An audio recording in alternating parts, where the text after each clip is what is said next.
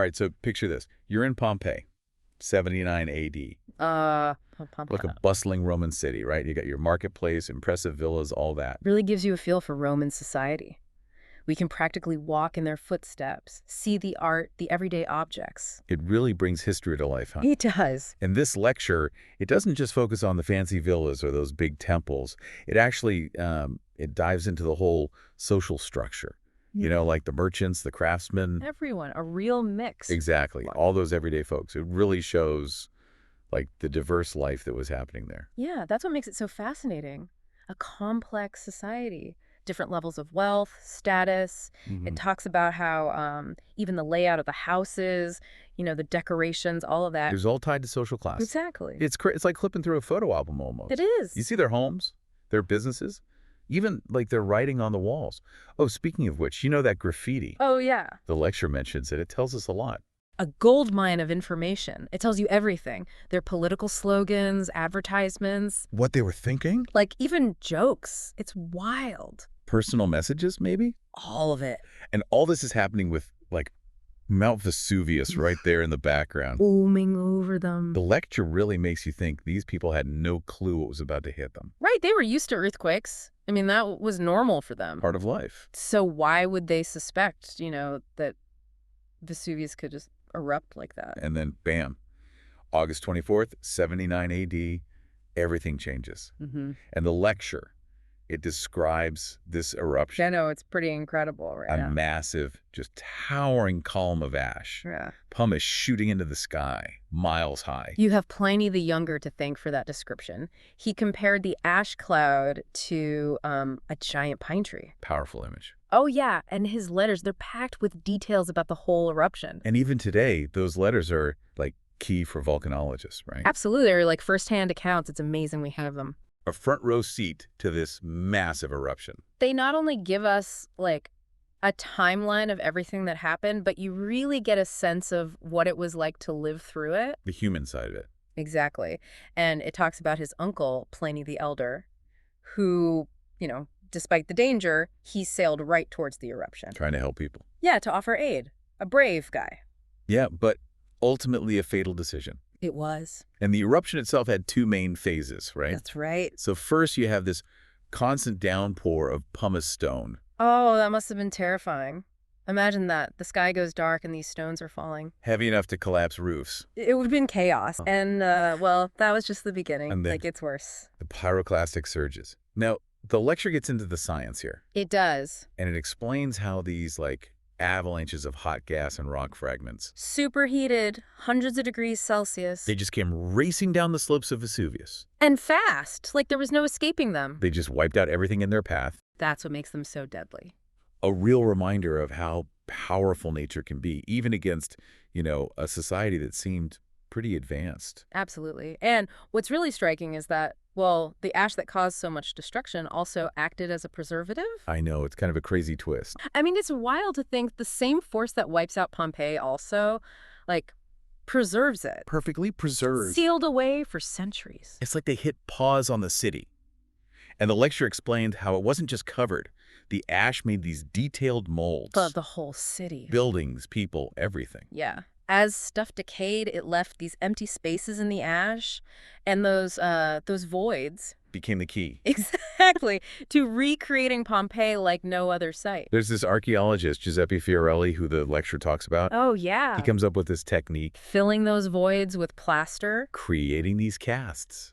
Capturing the last moments. I know, it's powerful stuff. To see those casts, It must have been incredible. It was revolutionary. You could see not just shapes, but the texture of their clothes, expressions on their faces, even their posture, as the eruption hit. It really makes you think about those final moments. It's haunting. But it also, gives us this human connection. Reminds you they were just going about their day. No idea what was coming. Completely oblivious. But the lecture doesn't just focus on the tragedy, right? No. It talks about how the excavations revealed this vibrant culture. Pompeii was alive. I mean, the frescoes, the mosaics, even just simple objects. It paints such a picture of Roman life. Art, daily life, it's all there. Social gatherings, religious rituals, even their sense of humor, you get a glimpse of it. Well, like those political inscriptions they found. And advertisements. Yeah, it tells you about the political scene, what the economy was like. It's amazing how these little details can bring it all back. It really is. And it's not just the villas and public spaces, even the homes themselves. What's that tell us? Everything. How they laid out their houses, their cookware, the food they left behind. So we know about their diet, social structures. Beliefs, even. You're piecing together this whole picture of Roman life. Like a giant puzzle.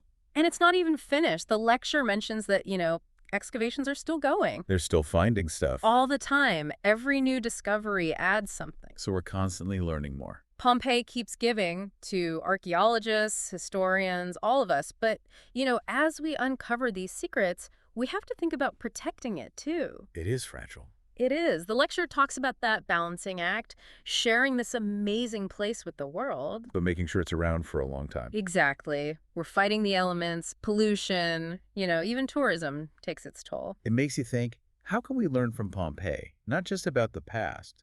But about how to preserve things for the future. That's a good point. And speaking of learning, the lecture really hits on Pompeii's importance for volcanology today. Oh, it's a gold mine for them. Not just a historical site. A living laboratory, you could say. The lecture explains how the layers of ash, volcanic debris, all of that. It gives them data about the eruption itself, how intense it was, how long it lasted, the different phases. Like a textbook for eruptions. And not just about understanding what happened then, but also about predicting.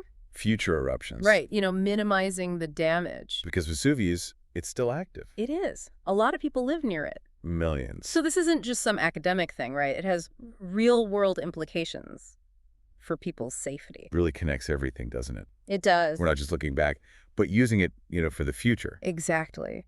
That's why Pompeii still matters today. It reminds us that, events from the past, They can still affect us. big implications for now, for the future. It's all connected. And the lecture makes it clear this isn't just like a warning about nature's power. It's about human resilience, too. Absolutely, yeah. Even with this tragedy, life went on in Pompeii. People adapted, they rebuilt. They kept going. They did. They found ways to deal with it. It's powerful, It shows that even in those dark times, the human spirit, it finds a way. It's pretty inspiring.